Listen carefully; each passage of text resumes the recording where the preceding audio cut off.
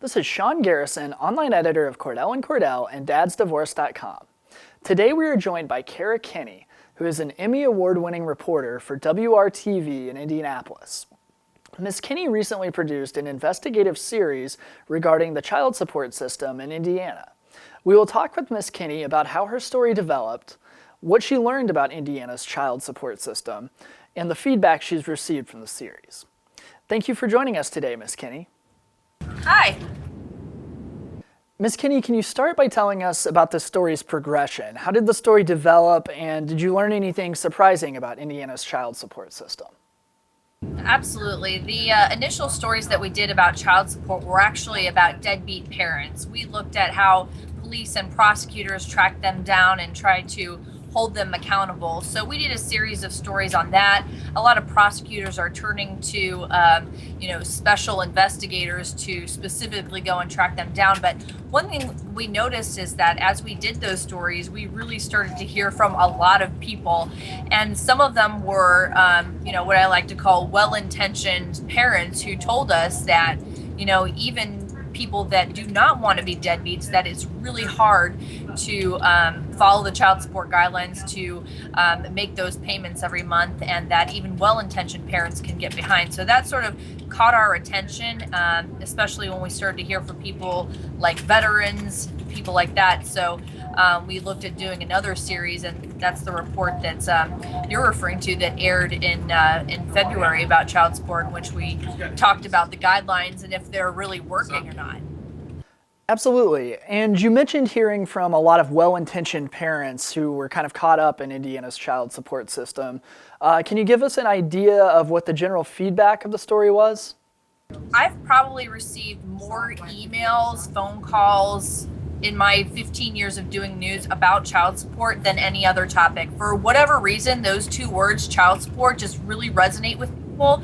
I think it's because half of marriages end in divorce, and then there's a large percentage of children in Indiana that are born to parents that were never even together. And so that all needs to be worked out in the court system. And so I think, even if you are not divorced, you might be married to somebody that had previously been divorced and is going through child support issues. So in terms of categorizing or summarizing all the response that we heard from everybody about everything regarding child support. So any story you can possibly imagine, I think we heard it.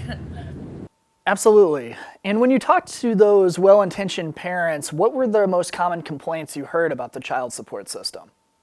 Well, one of the things that we heard a lot is that it's just really easy to get behind. The whole goal of child support is to try to make the child whole as if the divorce never happened, which is, fine in theory, but trying to implement that into real life situations can be difficult. For example, when two parents are living under one roof, they're sharing the mortgage and they're sharing the bills. But when they get divorced, each parent is paying for their own mortgage and is paying for their own bills. So we heard from parents that say that they don't feel like the current guidelines really take that into account. So that's one thing that we heard time and time again. We also heard that people feel like the system is biased against non-custodial parents, which is usually the dad. And so as you saw in our report, we asked a judge about that, and she admitted that usually it is the mom that gets custody. So it's usually the dad that's in the position of paying child support. So those were the two main complaints, is that just they feel like the system, it's easy to get behind and doesn't really take into account for emergencies, which we all have. And then also just the fact that some people feel that the system's biased against dads. Absolutely.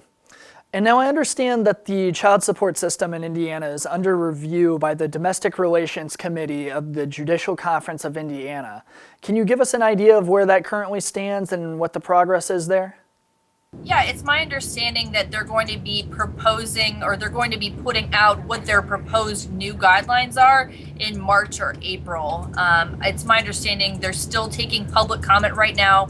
They're not having any more hearings, but they're still taking written comments and comments on the phone. So in March or April, they're going to post, here's what we're proposing.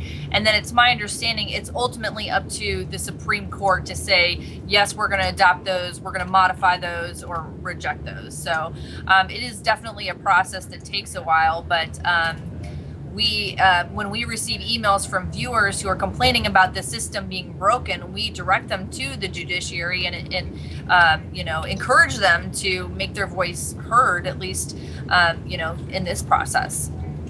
That was Kenney, investigative reporter for WRTV in Indianapolis. To read or view Ms. Kenney's entire series on the child support system in Indiana, be sure to visit WRTV's website at theindychannel.com. You can also read numerous articles related to child support on DadsDivorce.com. This has been Sean Garrison, online editor for Cordell & Cordell and DadsDivorce.com. Thank you for watching Dad's Divorce Live.